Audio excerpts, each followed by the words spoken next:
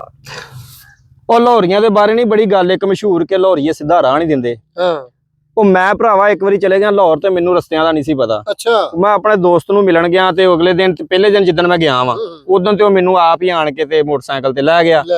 ਅਗਲੇ ਦਿਨ ਉਹ ਭਾਈ ਆਪਣੇ ਕੰਮ ਚਲੇ ਗਿਆ, ਮੈਨੂੰ ਕੋਈ ਕੰਮ ਸੀ ਮੈਂ ਆਪਣੇ ਕੰਮ ਚਲੇ ਗਿਆ। ਅੱਛਾ ਉੱਥੋਂ ਸ਼ਾਮ ਨੂੰ ਜਦੋਂ ਵਾਪਸੀ ਆਇਆ ਨਾ ਤੇ ਮੈਨੂੰ ਉਹ ਗਲੀ ਭੁੱਲ ਗਈ। ਅੱਛਾ ਉਹ ਫਰਕ ਇੰਨਾ ਪਿਆ ਕਿ ਇਹ ਅਗਲੇ ਬਾਜ਼ਾਰ 'ਚ ਸੀਗੀ ਪੁਲੀ ਤੇ ਉਹ ਪਿਛਲੀ ਪੁਲੀ ਤੇ ਮੈਨੂੰ ਲਾ ਗਿਆ। ਉੱਥੋਂ ਹੁਣ ਮੈਨੂੰ ਨਕਸ਼ਾ ਨਹੀਂ ਸੀ ਯਾਦ ਹੈਗਾ ਵੀ ਕਿੱਦਾਂ ਉੱਤਰ ਕੇ ਤੇ ਮੈਂ ਅੱਗੇ ਜਾਣਾ। ਅੱਛਾ ਮੈਂ ਉੱਥੇ ਇੱਕ ਰਕਸ਼ੇ ਵਾਲੇ ਨਾਲ ਗੱਲ ਕੀਤੀ, ਯਾਰ ਵੀ ਭਰਾਵਾ ਮੈਨੂੰ ਨਾ ਤੂੰ ਸੇਮ ਵਾਲੀ ਪੁਲੀ ਤੇ ਛੱਡਿਆ। ਸੇਮ ਵਾਲੀ ਪੁਲੀ ਤੇ ਉਹਨੇ ਕਿਹਾ ਜੀ ਉਹ ਤੇ ਬਹੁਤ ਦੂਰ ਆ ਤੇ ਰੁਪਈਆ ਤੇਰੇ ਕੋਲ ਲਊ 350। ਉਹ ਮੈਂ ਕਿਹਾ 350 ਬਹੁਤ ਆ ਭਰਾਵਾ, ਤੂੰ ਇਦਾਂ ਕਰ 300 ਲੈ ਲਵੀਂ।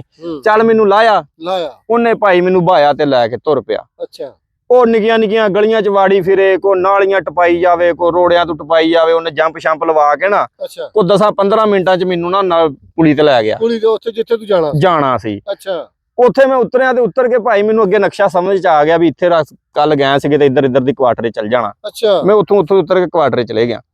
ਉਹ ਦਿਨ ਚੜਿਆ ਤੇ ਭਾਈ ਨਾ ਕਹਿੰਦਾ ਚੱਲ ਆ ਨਾਸ਼ਤਾ ਲੈਣ ਚਲੀਏ। ਉਹ ਬੇਲੀ ਜਿਹੜਾ ਸੀ ਮੇਰਾ, ਮੈਂ ਉਹਦੇ ਨਾਲ ਭਾਈ ਨਾਸ਼ਤਾ ਲੈਣ ਤੁਰ ਪਿਆ। ਅੱਛਾ ਉਹ ਨਾਸ਼ਤਾ ਲੈਣ ਅਸੀਂ ਉੱਥੇ ਹੀ ਆਏ ਜਿੱਥੇ ਰਾਤ ਉਹ ਮੈਨੂੰ ਰਕਸ਼ੇ ਵਾਲਾ ਲਾਹ ਕੇ ਗਿਆ ਸੀ। ਅੱਛਾ ਪਹਿਲੇ ਪਹਿਲੇ ਰਕਸ਼ੇ ਵਾਲਾ ਜਿਹੜਾ ਲਾਹ ਕੇ ਗਿਆ ਸੀ ਨਾ, ਉੱਥੇ ਹੀ ਅਸੀਂ ਨਾਸ਼ਤਾ ਲੈਣ ਆਏ। ਅੱਛਾ ਹੁਣ ਉਹ ਲਾਹੌਰੀ ਜਿਹੜਾ ਰਕਸ਼ੇ ਵਾਲਾ ਸੀਗਾ, ਇੱਕ ਬਾਜ਼ਾਰ ਪਾਰ ਕਰਾਉਣ ਦਾ ਉਹਨੇ ਮੇਰੇ ਤੋਂ 300 ਰੁਪਇਆ ਲਿਆ ਘੁੰਮ ਘੁਮਾ ਕੇ। ਉਹ ਫੇਰ ਮੇਰੀ ਸਮਝ ਚ ਆਈ ਵੀ ਸਿਆਣਿਆਂ ਨੇ ਸਹੀ ਕਿਹਾ ਵਾ, ਜੇ ਲਾਹੌਰੀਏ ਦਾ ਦਾਣਾ ਨਾ ਖਾਦਾ ਤੇ ਤੂੰ ਲਾਹੌਰ ਫਿਰ ਆਇਆ। ਸਹੀ ਤੇ ਜੇ ਤੂੰ ਲਾਹੌਰੀਏ ਦਾ ਦਾਗ ਫਿਰ ਗਿਆ ਨਾ ਫੇਰ ਤੂੰ ਇੱਕ ਅੱਧਾ ਮਹੱਲਾ ਹੀ ਫਿਰੂੰਗਾ, ਤੂੰ ਅੱਗੇ ਨਹੀਂ ਫਿਰਦਾ। ਏਦਾਂ ਕੀਤੀ ਲਾਹੌਰੀਆਂ ਨੇ ਮੇਰੇ ਨਾਲ। ਲਾਹੌਰੀਏ ਬੜੇ ਹੁਸ਼ਿਆਰ ਆ, ਬਹੁਤ ਹੁਸ਼ਿਆਰ ਆ ਭਾਈ।